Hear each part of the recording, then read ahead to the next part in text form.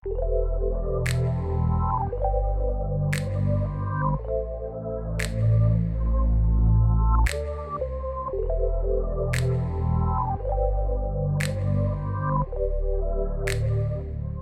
nível de cotas aliás, todos os setores, penso hoje, da atividade que são, embora já haja muito mais mulheres, efetivamente, nos seguros que havia no passado. Quando eu entrei, eu cheguei a ser a segunda mulher quadro e por uns anos largos, a primeira na Mundial, quando entrei na Mundial.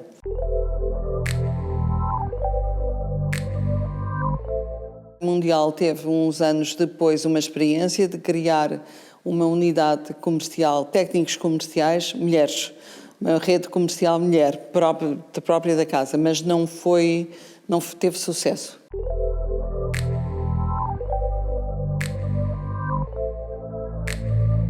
O envolvimento emocional é relativo aqui, porque nós não estamos... Quem vai ver o sinistro normalmente é o perito, é o que faz a peritagem. Nós temos o contacto com o processo sinistro todo e analisamos numa ótica técnica. Portanto, isto só em casos efetivamente de crise grande, ou isso assim é que pode haver mais influência emocional, digamos. Mas, caso contrário, não. É uma situação perfeitamente, é uma gestão perfeitamente do dia-a-dia normal, atendendo à especificidade, efetivamente, da indústria que temos, que é uma indústria de seguros. Portanto, é a reparação de um dano, que o que as seguradoras fazem é a reparação de um dano, para todos os efeitos, ou então a proteção mais, efetivamente, em caso de vida, que é a proteção da vida humana, não é? Quando tem um risco envolvido, ou a proteção daquilo que é o investimento, os benefícios, as poupanças que as pessoas têm. Digamos, gerimos essas poupanças da melhor forma para contribuir e dar um valor acrescentado às pessoas, não é? Proteger, no fundo, a poupança e obrigá-la a desenvolver também.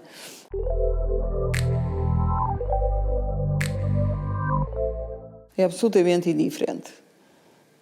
Isto passou mais por uma questão de machismo da população do que por outra coisa no passado, que se está a esbater nos dias de hoje e no futuro com certeza vai-se esbatendo muito mais.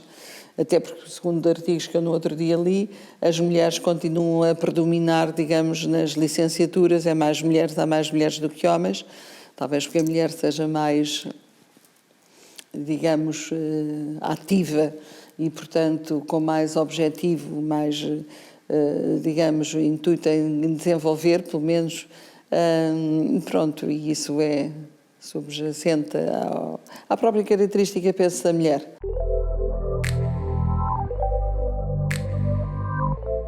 Isso é muito notório. Isso é notório na atividade do dia-a-dia, com todos, com os trabalhadores, com tudo. A mulher pode muito mais estar a trabalhar em todas as áreas, vida tem mais, talvez a própria infância que teve, digamos, contacto com a vida de casa, tudo isso, portanto, fazer vários trabalhos ao mesmo tempo, que é obrigada a fazer vários trabalhos do que o homem.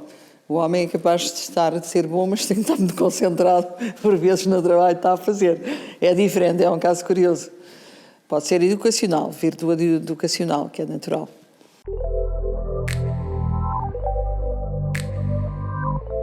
Nunca senti que houvesse segmentação de marketing para homem e mulher, não.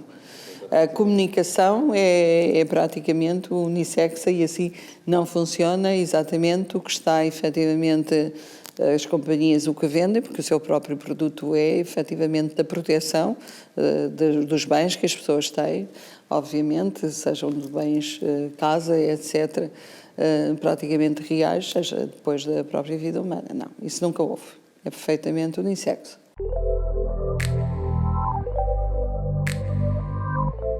Para mim sempre foi absolutamente indiferente. Na minha ótica, e como lhe digo, já tenho bastantes anos de atividade, e efetivamente quando entrei na seguradora e apesar de ser de alguns anos mesmo a única mulher quadro da companhia, sempre fui classificada como igual pelos colegas, fossem diretores, fossem efetivamente toda a gente, portanto, tratada de igual forma. Quer dizer, tinha uma ternura, porque eu era jovem, uma ternura muito especial por mim, porque era a menina, fui a menina que entrou ali assim, efetivamente, mas a nível de trabalho, de consideração de trabalho, tudo isso, e isso prova porque eu rapidamente, em 4 anos, estava praticamente em chefe de departamento de atuariado de seguros do grupo. Foi uma ascensão muito rápida, trabalhava diretamente ligada à administração. Na altura, na Mundial, era o Dr. Moraes Leitão, que foi o fundador da Moraes Leitão, que era também administrador do Banco Pinto e Souto Maior, estava também à frente do Banco Pinto e Souto Maior, e trabalhava diretamente com outro administrador, que era o Dr. Mel Breiner, que era efetivamente a pessoa que tinha a área de vida, porque ele era especializado no ramo de vida, tinha vindo da tranquilidade e conhecia muito bem o ramo de vida. Portanto, nunca tive qualquer entrave, nem de carreira profissional. Também soube sempre aproveitar as oportunidades que tive pela vida, e é importante, eu acho que isso é muito importante, porque às vezes as pessoas entram numa empresa e às vezes podem não ter oportunidades de subir, oportunidades, e isso eu tive a sorte de as ter, e tive a sorte também de saber agarrá-las, como é óbvio, porque para isso lutamos. As pessoas normalmente lutam por ter uma carreira profissional, e é bom que assim seja, para ir evoluindo ao longo dos tempos, quer em conhecimento, quer efetivamente dentro da própria carreira.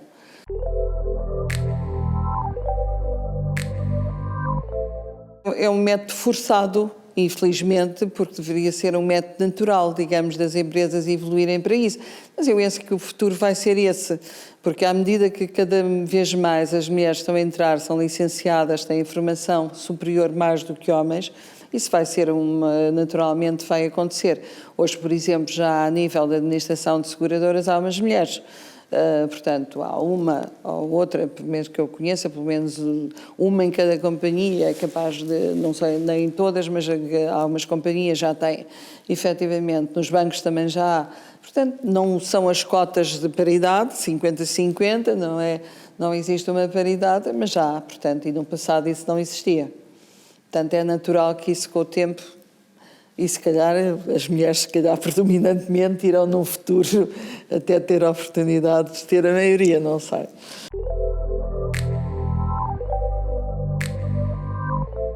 O estar disponível para a empresa, que é uma constante. Quem quer fazer carreira tem que estar disponível para a empresa. Porque, obviamente, quer dizer, depende, obviamente, há o trabalhador administrativo, que entra um quarto para as 9, sai um quarto para as 5, etc., faz o seu trabalho administrativo. Agora, quem trabalha a nível mais de gestão, de direção, de tudo isso, de suporte, tem que ter uma outra atividade.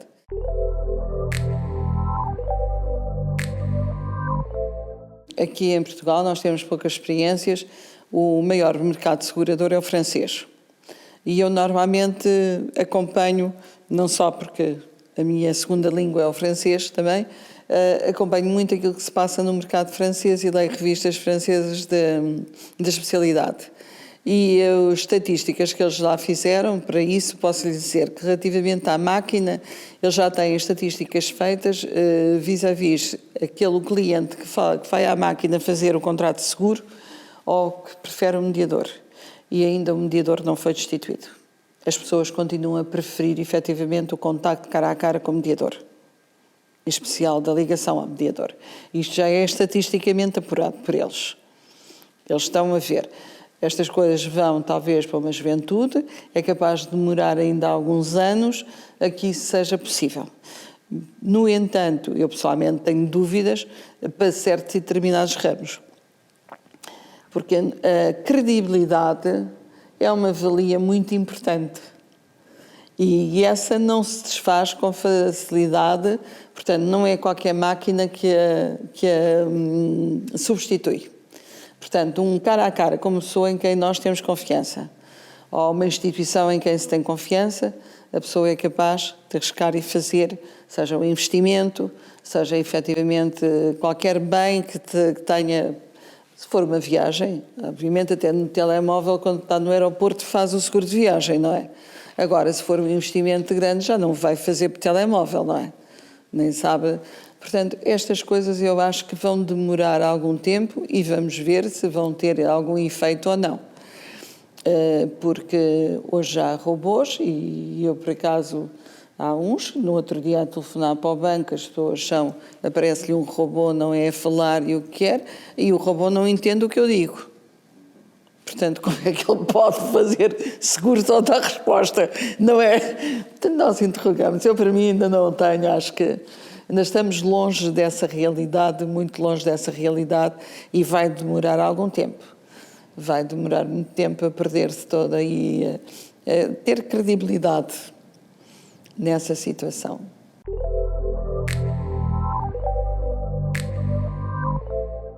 Não.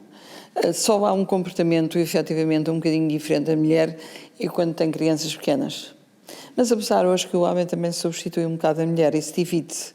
Portanto, que a mulher divide com o homem, uns ficaram em casa uns dias e depois o homem ficou outros dias. Aí há mais, digamos, divisão de tarefas hoje. Nota-se hoje nos casais jovens que eles tendem efetivamente a dividir um bocadinho de tarefas. Isto também talvez venha pela necessidade e como é óbvio, que a mulher também enfrenta o trabalho como uma carreira profissional hoje. Portanto, a pessoa que está, eu por exemplo estou-me a lembrar de uma pessoa que trabalha comigo e que é responsável de fundos de pensões, ela é jovem, tem uma criança pequena e ela divide com o marido. Portanto, ela diz-me, doutora, eu não venho hoje amanhã e tal, mas depois venho, fica o meu marido em casa. Portanto, dividem hoje muito tarefas.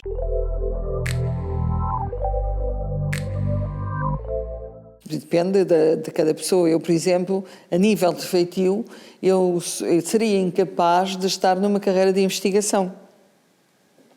Porque a pessoa em investigação, para mim, tem que ter o aliciar. E para mim o aliciar é um resultado. O resultado tem que ser palpável, eu tenho que ter resultado. Um investigador é capaz de estar anos e anos e de morrer a trabalhar numa coisa e nunca chega a uma decisão, digamos, nunca chega a um resultado, porque aquilo pode ser, e portanto são estas coisas. Eu acho que depende muito das pessoas, daquilo que são os objetivos das pessoas, da forma de estar. Eu fui para um curso que gostei muito, eu gosto muito, sempre gostei desde miúda muito de matemática e de cálculo, e não há dúvida que eu na companhia, eu comecei primeiro no ramo Vida, tive muito tempo no Vida, e só há 2 anos é que estou na companhia não Vida, portanto, mas isto tem cálculo constante e subjacente pela frente, e as estatísticas e isto tudo. Isto para mim é muito aliciante. Depois tem o resultado. Temos o resultado, se o produto que lançamos é atraente para o público, não é atraente, se tem resultado, se não tem, isto para mim é ótimo. E tem uma atualização constante, porque a vida está sempre em constante mudança e nestes últimos anos tem estado em constante mudança, portanto, efetivamente, e também depende depois da iniciativa de cada um. Eu acho que a pessoa tendo a iniciativa, eu penso que dentro de qualquer profissão é aliciante, não é?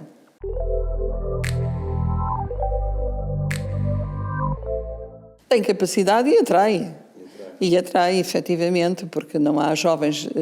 Eu, por exemplo, estive a recrutar na Lusitânia Vida, recrutar pessoas licenciadas, e não há licenciados em matemática disponíveis para isto, para aquilo, para aquilo outro. Não há licenciados, nem com nem sem conhecimento, efetivamente, para recrutar. Depende dos cursos, claro. Se for para aqueles cursos que eu duvido muito, às vezes, dos cursos que estão aí, da empregabilidade que os cursos têm, mas efetivamente nas matemáticas e nas economias e isso tudo, acho que é muito difícil encontrar gente disponível e jovens disponíveis para isso.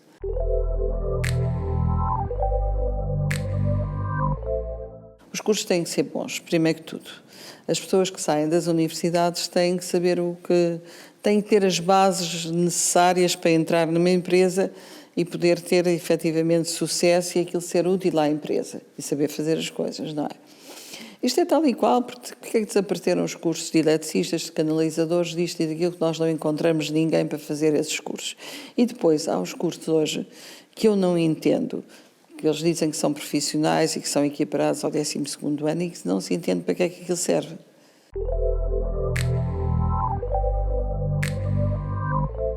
Uma das coisas que para mim me preocupa é o desconhecimento face a situações novas que vêm.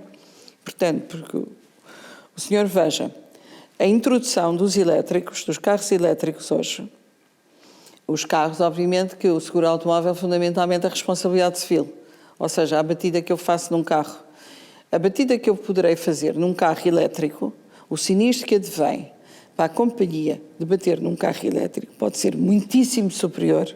Se apanha uma bateria, é o preço do carro quase, efetivamente, muito superior àquele que hoje temos.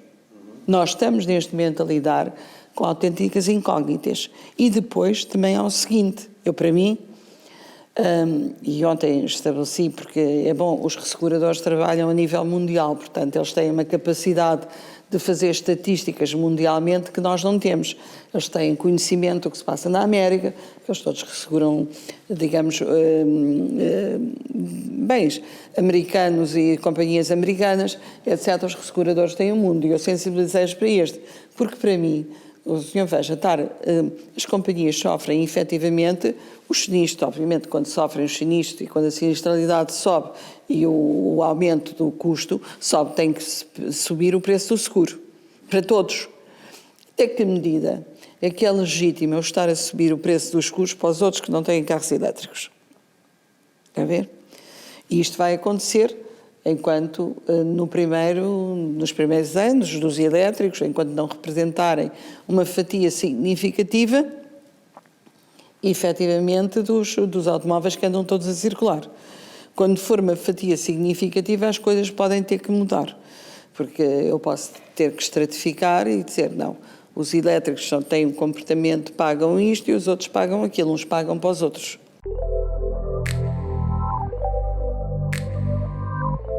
O seguro é mutualização. Nós não podemos esquecer, a base do seguro é mutualização. É efetivamente todos darem para pagar efetivamente a alguns. Por isso, quando vêm aqui consultores, porque há consultores e há teorias modernas, dizer, o seguro devia de ser à medida, porque é que eu não faço efetivamente apuro para aquela pessoa, com a medida daquela pessoa. Eu sou totalmente contra, eu digo, não, olha, não me interessa isso, nem grandes bases de dados, porque o seguro é mutualização. Se eu estou a afetar o seguro, o valor, àquela pessoa que é uma pessoa que não tem risco, tem cautela, tem cuidado e não sei o quê, eu estou-lhe a dar um prémio baixo. Mas eu, ao dar um prémio baixo, estou a penalizar todos os outros, estou a aumentar o seguro de todos os outros, efetivamente, que não têm capacidade. Estou a deixar por segurar pessoas que têm tendência para mais risco. Portanto, e a mutualização não é isto.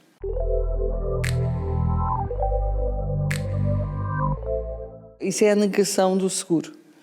Isso, precisamente por isso, quando os consultores vêm com aquela mania das grandes bases de dados e não sei o quê, para conhecer bem a característica, isto e aquilo, então eu deixo de ter necessariamente, se eu vou segurar efetivamente isso, deixo de ter efetivamente a possibilidade de depois estar a segurar, porque o preço do seguro para os outros torna-se incomportável. Para aqueles que têm mais risco, torna-se incomportável e insegurável.